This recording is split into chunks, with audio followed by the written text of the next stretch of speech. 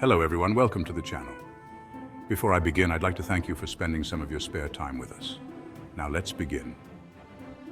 Today we find ourselves drawn to the heart of a young nation, a time of both immense promise and perilous uncertainty.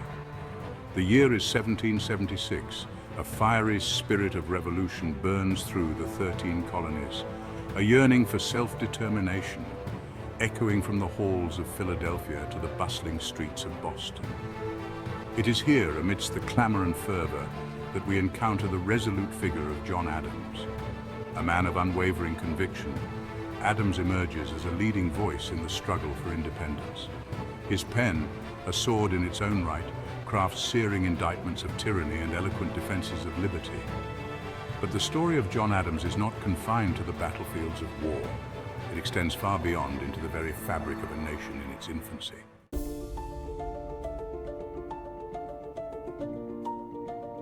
The air crackled with tension, a palpable sense of unrest settling over the colonies. British rule, once a source of stability, had become an iron fist, its grip tightening with each passing year. John Adams, a man of the law, a man of Massachusetts, felt the injustice acutely. His voice, honed in the courtrooms of Boston, now resonated through the chambers of the Continental Congress. With unwavering conviction, he articulated the grievances of a people denied their fundamental rights. He spoke of natural law, of inherent liberties endowed by the Creator, arguments that resonated with colonists yearning for freedom. Adams's words, imbued with passion and reason, ignited a firestorm of debate. He challenged the very foundation of British authority, urging his fellow delegates to embrace the audacious path of independence.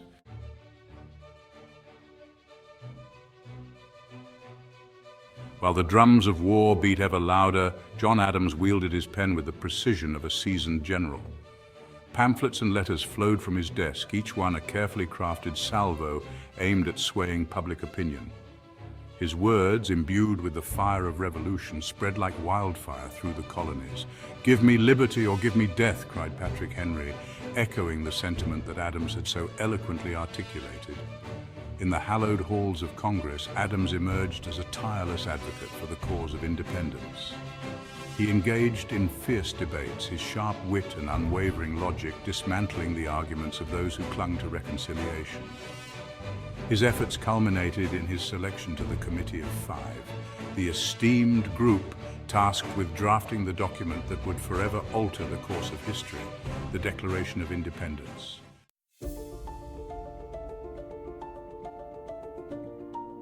Even as the revolution raged, John Adams turned his considerable intellect to the monumental task of shaping a new government. The Articles of Confederation, America's first attempt at a national charter, had proven woefully inadequate, leaving the fledgling nation adrift in a sea of uncertainty. Adams, ever the visionary, believed that a strong and stable government was essential to securing the hard-won freedoms for which so many had fought and died. He understood that the true test of the revolution lay not on the battlefields, but in the creation of a just and enduring republic. And so, in the midst of the fight for independence, Adams embarked on a parallel mission, the drafting of a state constitution for Massachusetts. This document, he believed, would serve as a model for the nation, a beacon of hope illuminating the path toward a more perfect union. The Massachusetts Constitution, adopted in 1780, was a testament to Adams's belief in the power of carefully crafted governance. It enshrined principles of popular sovereignty and individual rights, laying the groundwork for a government accountable to its people.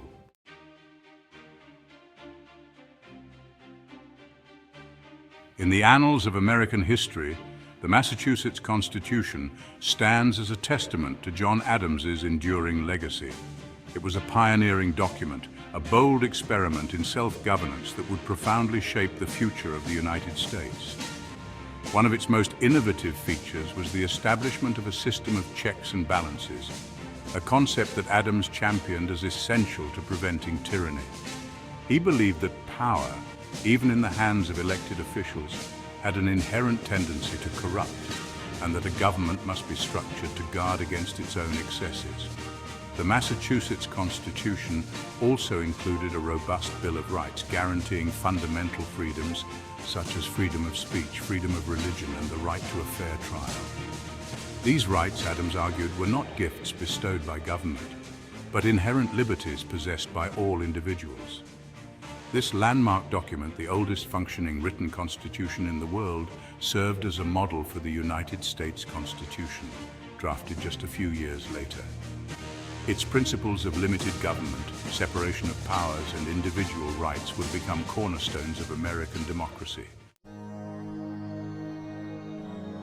The year is 1785, the Treaty of Paris is signed, and the newly formed United States stands unsteady on the world stage. John Adams becomes the first American ambassador to Great Britain. He represents an audacious experiment in self-governance. Europe met this new nation with curiosity and disdain. Adams faced the challenge of securing peace and respect. Adams's tenure as ambassador was marked by unwavering resolve and pragmatic diplomacy.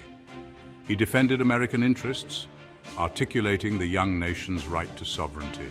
Yet he recognized the importance of fostering amicable relations with Great Britain. The wounds of war were still fresh, the ink on the peace treaty barely dry. Adams secured crucial concessions, paving the way for a stable future.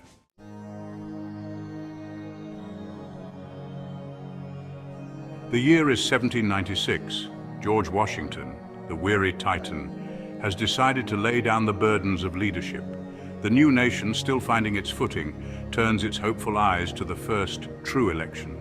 John Adams, the fiery orator of independence, finds himself elected as the nation's second president, but first in the hearts of those who see in him the same revolutionary spirit that birthed a nation. Yet for Adams, there's a twinge of disappointment. He takes office not as the first choice of his countrymen, but as their second. The vice presidency, an office he describes as being neither dead nor alive, becomes his burden to bear. The early days of the vice presidency were uncharted territory. Adams, ever the scholar, delved into the role with characteristic rigor, seeking to define its purpose and boundaries. He understood the delicate balance between offering counsel to the president while respecting the separation of powers, a concept he held dear. And so, with each carefully considered word in the Senate chamber, with each measured piece of advice offered to President Washington, John Adams began to shape the office of the vice presidency, laying the groundwork for those who would follow in his footsteps. Adams, a man of unwavering conviction, was also a pragmatist. He understood that the nascent government required a steady hand. His role as vice president offered him a unique vantage point. He watched as political factions began to emerge. The Federalists found in Adams a sympathetic ear. Yet, he remained wary of partisan rancor. His time as vice president was marked by a sense of duty.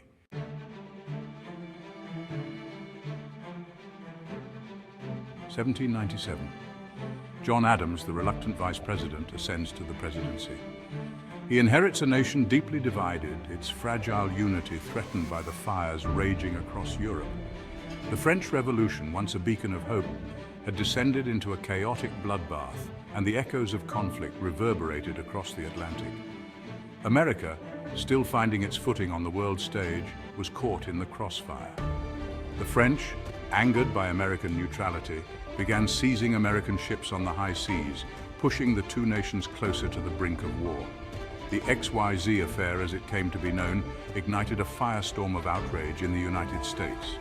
The demand for war, fueled by Federalist fervor, reached a fever pitch. Adams, ever the pragmatist, felt the weight of the nation's expectations on his shoulders. Yet he harbored deep reservations about the wisdom of entering into another costly conflict, especially against a nation as powerful as France. He knew that war, however tempting for some, would come at a heavy price, one that he was unwilling to pay without exhausting all other options.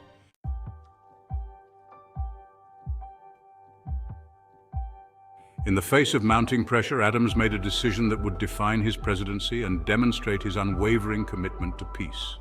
He chose diplomacy over war, sending a delegation to France in a desperate attempt to avert a costly conflict. The negotiations were fraught with peril. The French, still smarting from perceived American slights, drove a hard bargain. The American envoys, caught between their own government's demands and the intransigence of their French counterparts, struggled to find common ground. In the end, after months of tense negotiations, the Treaty of Mortefontaine was signed. It was not a perfect peace, but it was a victory for diplomacy over warmongering, a testament to Adams's unwavering belief that even in the darkest of times, dialogue could triumph over division. The decision to pursue peace came at a steep political cost for Adams. His refusal to bow to the hawks within his own party alienated many of his former allies, costing him dearly in the upcoming election. Yet history would judge his actions far more kindly than his contemporaries.